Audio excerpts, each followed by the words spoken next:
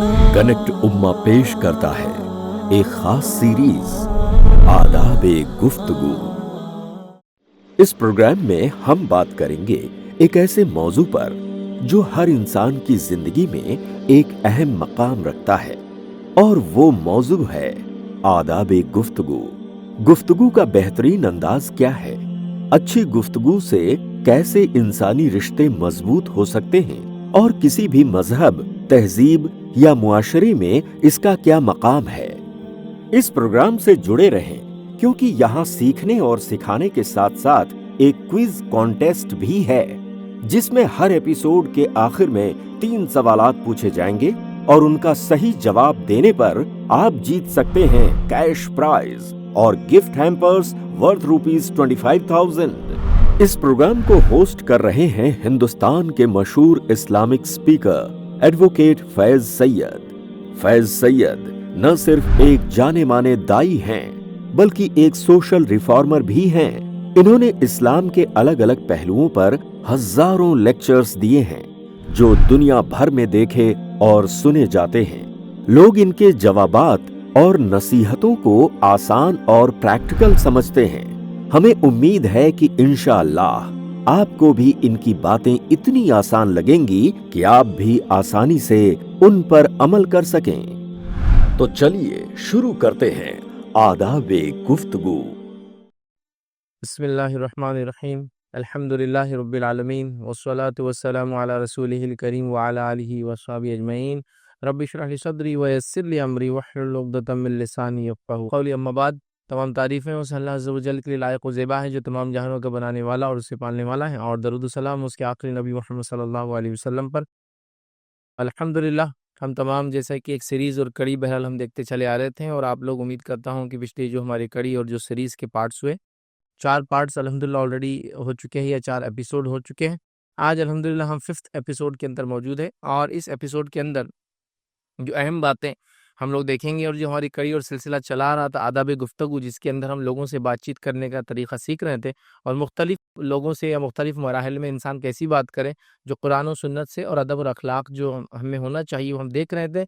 और अल्हम्दुलिल्लाह इस सीरीज़ के जो है 4 एपिसोड ऑलरेडी हम देख चुके हैं। आज हम जो है 5th एपिसोड में है। जो लास्ट एपिसोड हमने देखा था वो था स्पाउस कम्युनिकेशन, मियाँ बीवी की आपसी बातचीत, और इसके अंदर हमने देखा था आपसी बातचीत कैसी हो, इख्तलाफ हो जाए तो क्या करें। चलिए आइए आज 5th एपिसोड की तरफ बढ़ते हैं, और इंशाअल्लाह अज़ीज़ जो बातें आज हम देखेंगे वो ये है कि वालिदैन और बच्चों के अंदर बातचीत कैसी हो, जिसको हम कहेंगे पेरेंट एंड चिल्ड्रन, इनके बीच में कम्युनिकेशन कैसा हो, पेरेंट चिल्ड्रन कम्युनिकेशन। और ये भी याद रखिए, बड़ी अहम चीज़ है, चूँकि वालिदैन और बच्चों का जो कम्युनिकेशन है, याद रखिए, ये सिर्फ़ अच्छे रिश्ते के लिए ज़रूरी नहीं है, या वालिदैन बच्चों से अच्छी बात करके अच्छा तौर तरीक़ा सिखाए, ये सिर्फ़ अच्छे रिश्ते इस्तिवार करने के लिए ज़रूरी नहीं है। ये तरबियत का एक अहम मरहला है, याद रखिए। मतलब बच्चों की तरबियत का, या बच्चों की तरबियत में एक अहम मरहला याद रखिए कि वालिदैन और बच्चों की बातचीत कैसी हो, इसलिए कि बच्चे जो बातचीत करते हैं, याद रखिए, वो वालिदैन से सीखते हैं, और वालिदैन जैसी बातचीत करेंगे, बच्चे वैसी बातचीत करते हैं। तो ज़ाहिर-सी बात है, ये कम्युनिकेशन जो पेरेंट चिल्ड्रन या पेरेंट चाइल्ड कम्युनिकेशन है, याद रखिए, ये बहुत अच्छा होना ज़रूरी है। इसके अंदर वालिदैन खुद अदब और अखलाक का लिहाज़ रखें, और वालिदैन की चूँकि ज़िम्मेदारी भी इस्लाम देता है कि बच्चों को वो तरबियत दे, अदब और अखलाक सिखाए, तो ज़ाहिर-सी बात है, ये बड़ी अहम चीज़ है, याद रखिए। अच्छा कम्युनिकेशन अगर पेरेंट और चाइल्ड के बीच में होगा, याद रखिए, तो बहुत सारे फ़ायदे होंगे। आज जितने भी मसाइल हम देखते हैं जदीद दुनिया के अंदर पाए जा रहे हैं, जिसके अंदर ब्रोकन फैमिलीज़ जिसको कहते हैं, टूटे हुए ख़ानदान जो है, या टूटे हुए घराने जो है, उसकी वजह सिर्फ़ कम्युनिकेशन अच्छा नहीं होना, और ख़ास तौर से ये 2 एंटिटी के बीच में, बच्चे और माँ-बाप। क्या बच्चे माँ-बाप में आप ये भी कर लें कि बच्चों के माँ-बाप भी किसी के बच्चे हैं, तो उनके माँ-बाप से उनके मसले चालू है ना? और बच्चों के उनके माँ-बाप से मसले चालू है। तो इससे पता चला कि ये कम्युनिकेशन के अंदर कहीं न कहीं वीकनेस है हमारी, जिसकी वजह से ब्रोकन फैमिलीज़, टूटे हुए घर, टूटे हुए ख़ानदान, टूटे हुए घराने हम देख रहे हैं। कोई किसी की बात मानने को तैयार नहीं है, और कोई किसी की बात सुनने को तैयार नहीं है। पेरेंट्स की कंप्लेन है, बच्चे उनकी सुनते नहीं हैं, और बच्चों की कंप्लेन से पेरेंट्स उनकी सुनते नहीं हैं। तो दोनों एक-दूसरे की कंप्लेन दे रहे हैं कि हमारे माँ-बाप ने क्या हमारी सुनते नहीं। माँ-बाप बोलते हैं बच्चे हमारी सुनते नहीं। माँ-बाप की एक्सपेक्टेशन है कि बच्चे उनकी सुने, चूँकि वो बड़े हैं। बच्चों की एक्सपेक्टेशन ये है कि हम छोटे पहले हमारी सुने जाएँ। तो गोया हर आदमी रेस में अपने हक के लिए दौड़ रहा है। तो लिहाज़ा आज के इस पार्ट में, इस एपिसोड में हम लोग देखेंगे कि पेरेंट और चाइल्ड कम्युनिकेशन, या पेरेंट और चिल्ड्रन कम्युनिकेशन कैसा हो, मतलब एक चाइल्ड का, एक बच्चे का अपने वालिदैन से कम्युनिकेशन कैसा हो। तो ये बात तो आप समझ गए कि बच्चों वालिदैन की गुफ्तगू और बच्चों की गुफ्तगू में इसकी अहमियत क्या है। और वालिदैन अगर बच्चों से अच्छी गुफ्तगू करे तो जाहिर सी बात है बच्चों की तालीम और तरबियत का ये कि हिस्सा बन जाता है, और जैसे वालिदैन होंगे बच्चे वैसे ही होते, याद रखिए। अब याद रखिए ये जिसको हम कहेंगे वालिदैन का अपने बच्चों को अच्छी बातचीत करना सिखाना या उनसे अच्छी बातचीत करना एक अहम फ़न है, याद रखिए। इसलिए कि फिर जैसी वो बातचीत करते हैं ये वैसे ही नशो-नुमा पाते हैं। मतलब वालिदैन आपसे बात करेंगे, आप देखिए तो बच्चे आपसे बात करने वाले निकलते हैं, वालिदैन तू तड़ाका करेंगे, बच्चे तू तड़ाका करने वाले लिखेंगे। वालिदैन अब्यूसिव होंगे तो बच्चे भी अब्यूसिव होंगे, याद रखिए, क्योंकि वो उन्हीं से सीखते हैं। अगर हम बच्चों को ये करें कि ये बोले कि आपसे बात कीजिए बड़ों से, और खुद बोले तू कैसा है अपने बड़े भाई को, तो बच्चा आपसे बात नहीं करता, वो कहता आपसे बात करना बोलना चाहिए लेकिन आपसे बात करना नहीं चाहिए, तू तड़ाके से बात करना। तो बहरहाल इस चीज़ को समझना बेहद ज़रूरी है। और जैसे कि ये इसकी अहमियत हम देखते हैं, याद रखें, अल्लाह रब्बुल इज़्ज़त ने कुरान के अंदर देखिए क्या हुक्म दिया और फरमाया। अल्लाह रब्बुल इज़्ज़त ने सूरह ताहा सूरह नंबर 20 आयत नंबर 132 में अल्लाह फरमाता कहता है, और अपने घर वालों को नमाज का हुक्म दो और खुद भी इस पर मजबूती से कायम रहो। अपने घर वालों को नमाज का हुक्म दो, अल्लाह के रसूल सल्लल्लाहु अलैहि वसल्लम हुक्म आ रहा है, और खुद भी इससे मजबूती से कायम रहो। इससे पता क्या चला, हुक्म दो और खुद कायम रहो। तो जो मैं बात कर रहा था कि बच्चों को अच्छी बात करो तो बच्चे अच्छी बात करेंगे, तो यहाँ अल्लाह के रसूल हुक्म हो रहा है कि आप घर वालों को ताकीद कीजिए नमाज की, खुद भी कायम रहिए। तो जब नबी करीम सल्लल्लाहु अलैहि वसल्लम ताकीद करेंगे और कायम रहेंगे तो फिर घर वाले भी देखकर उस नसीहत को हासिल करेंगे और वो भी नमाज पर कायम रहेंगे। तो हम अच्छी बात करें तो जाहिर सी बात है बच्चे भी हमसे अच्छी बात करेंगे, हम आपस में बड़े अच्छी बात करेंगे, हम देखेंगे बच्चे आपस में बात करते, याद रखें।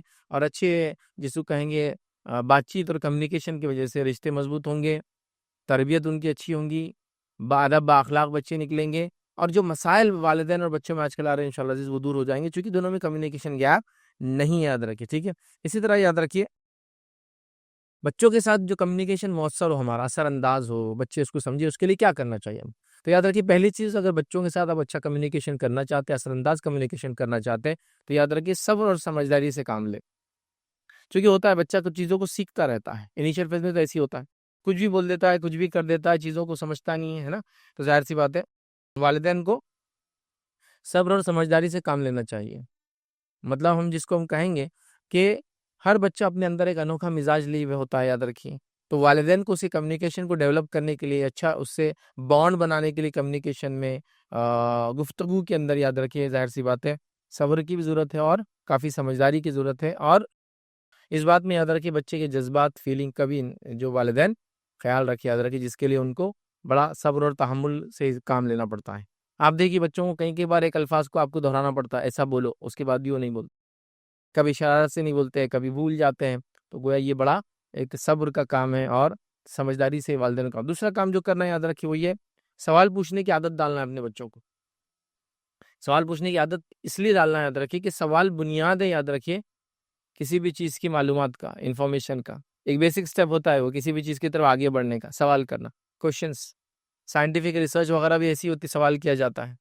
अपने आप से सवाल किया जाता है, चीज़ों से सवाल किया जाता है, बड़ों से सवाल किया जाता है, चीज़ों को चैलेंज किया जाता है, हाइपोथेसिस बनाए जाते हैं, है ना? और उसके बाद थ्योरीज़ बनाई जाती है और उसके बाद प्रैक्टिकल्स उस पे किए जाते हैं कि जो हम सोच रहे हैं ऐसा होता है, और उसके बाद फिर नतीजा निकल के फैक्ट्स सामने आते हैं। तो ज़ाहिर-सी बात है सवाल करने का, सवाल पूछने की उनको आदत डालें, इसलिए कि सवाल पूछने की आदत से ये बेहतरीन तरीका है, उनकी फीलिंग का वो इज़हार करेंगे और आपकी फीलिंग को समझेंगे। एक सवाल अगर वालिदैन बच्चों से करते हैं किसी चीज़ के मामले में, तो अपनी फीलिंग वो ट्रांसफ़र कर रहे हैं। बच्चा जब सवाल करता है तो वो अपनी फीलिंग याद रखिए ट्रांसफ़र कर रहा है, तो सवाल पूछने की आदत डालें। तीसरा काम याद रखिए एक्टिव लिसनिंग करें। उसको भी ये तरबियत दें, खुद भी ये काम करें, एक्टिव लिसनिंग, मतलब जब वो कुछ कहे तो आप सुनें और जब आप कुछ कहें तो वो सुने। तो उसको भी सुनने की आदत डालिए, खुद भी सुनने की आदत रखिए। इसके लिए बड़ा पेशेंस लगता है। बच्चे बहुत ज़्यादा बात करते हैं बड़ों के मुकाबले में, कभी-कभार फालतू बात करते हैं, रफ़ बात करते हैं। लेकिन ज़ाहिर-सी बात है जब ये सब चीज़ें आपके साथ करेंगे तो आपको पता चलेगा वालिदैन होने के नाते हमको क्या इस्लाह की ज़रूरत है, कैसे इनकी इस्लाह करना है, क्या इनको सिखाना है और क्या नहीं सिखाना है। जब हम कहेंगे जाओ ये तो ऐसी बात करते हैं, हम इनके साथ रहेंगे ही नहीं, तो फिर वो कैसे सीखेंगे, ठीक है? इसी तरह 4th चीज़ को याद रखना, याद रखिए, उनको एनकरेजमेंट देना याद रखिए।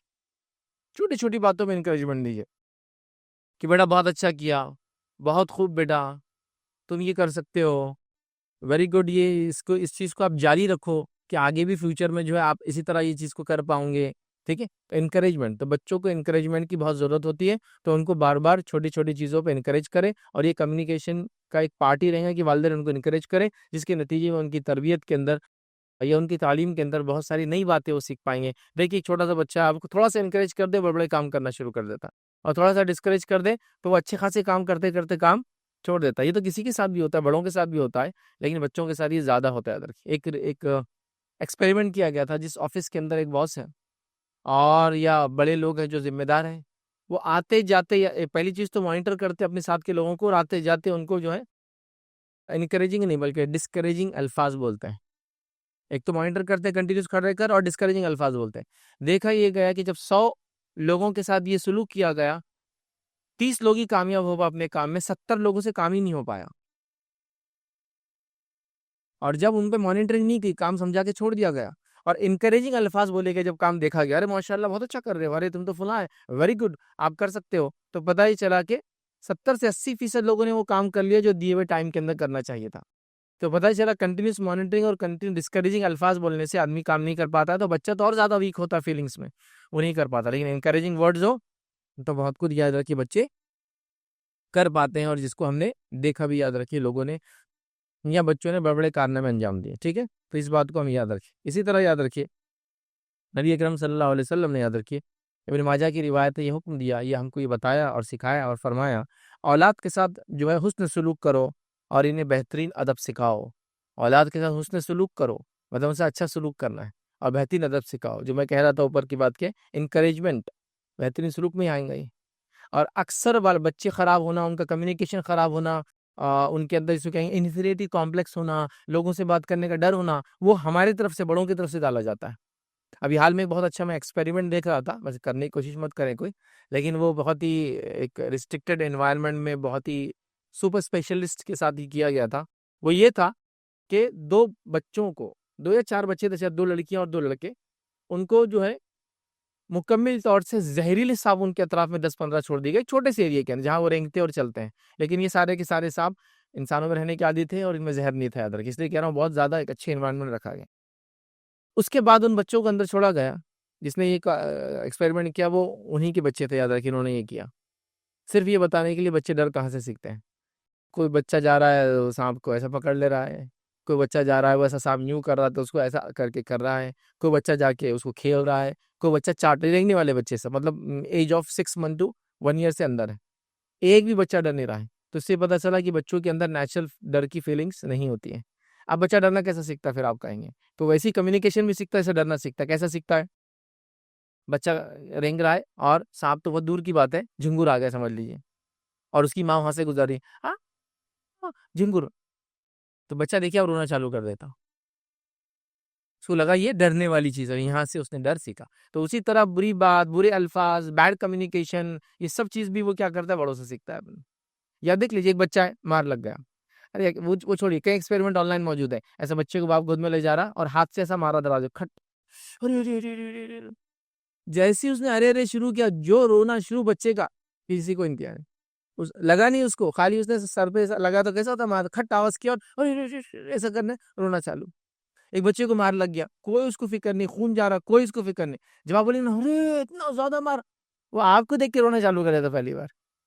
तो हमसे सीखते, तो कम्युनिकेशन भी जाहिर सी बात है बच्चे हमसे सीखते। तो नबी अकरम सल्लल्लाहु अलैहि वसल्लम फरमा रहे हैं कि बच्चों के साथ उसने सलूक करो और इन्हें बेहतरीन अदब सिखाओ, याद रखें। तो लिहाजा बच्चे बड़ों से सीखते हैं, ये बड़ी अहम बात है, याद रखिए। इसी तरह याद रखिए, बच्चों के लिए हमको वक्त निकालना पड़ेगा, उनको अच्छा कम्युनिकेशन सिखाने के लिए। बच्चे नेचुरली ऐसा नहीं सीखेंगे, देखकर जो सीखेंगे जाहिर सी बात है वो सीखेंगे जो चल रहा है, लेकिन कुछ अच्छा करना है तो जाहिर सी बात है उन पर मुझे और आपको मेहनत करनी है, याद रखिए। इसी तरह याद रखिए, इसमें एक चीज़ अहम जो रहती है, याद रखिए, वो है कॉन्फ्लिक्ट रेजोल्यूशन। मतलब बच्चे और आप हैं, अब इनके अंदर इख्तिलाफ हो जाए, बच्चों में और आप में इख्तिलाफ हो जाए, डिस्प्यूट हो जाए, तो ये इंपॉर्टेंट चीज़ है। और हमारे एक आदाब गुफ्तगू में ये चीज़ हम देख रहे थे कि ये डिस्प्यूट रेजोल्यूशन बहुत ज़रूरी है। जब भी कम्युनिकेशन में इश्यूज आते हैं तो वो क्या क्या चीज़ें जो हमको करना चाहिए ताकि डिस्प्यूट ना हो, या हो जाए इख्तिलाफ हो जाए बच्चों और बड़ों में, या बच्चे और वालिदैन में, तो क्या करना चाहिए? पहली चीज़ याद रखिए, करना चाहिए क्या नहीं करना चाहिए। जब डिस्प्यूट हो जाए, इख्तिलाफ हो जाए, तो क्या ना करे, मतलब इसके अलावा चीज़ें कर सकते हैं, ये नहीं करना चाहिए। पहली चीज़ क्या याद रखिए, चिल्लाना और डांटना नहीं चाहिए। अब डिस्प्यूट हो गया बच्चे में, ये काम करो नहीं किया, डांटो और चिल्लाओ मत।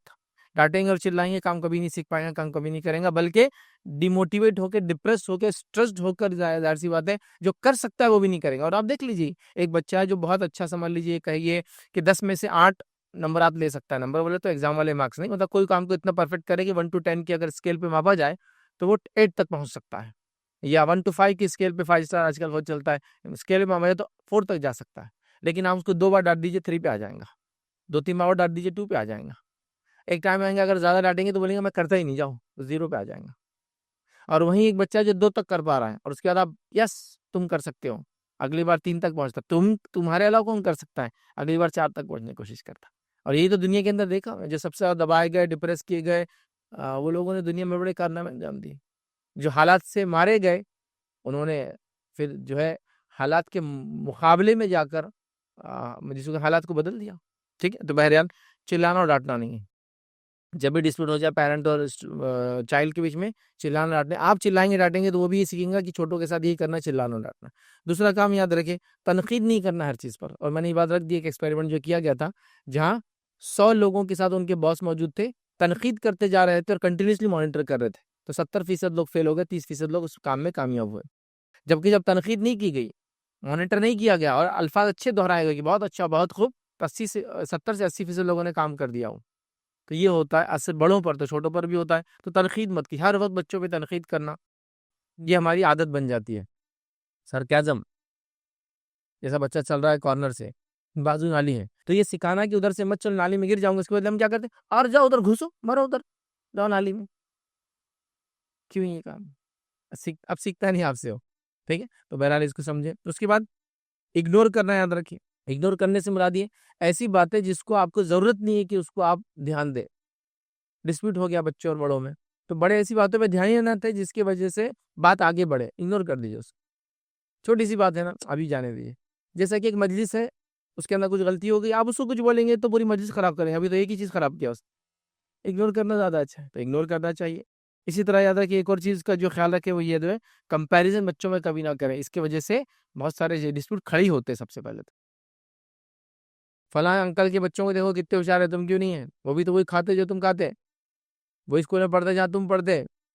हाँ, वही सब उनके पास तो और नेमतें कम है तुमसे, फिर तुम क्यों नहीं कर सकते?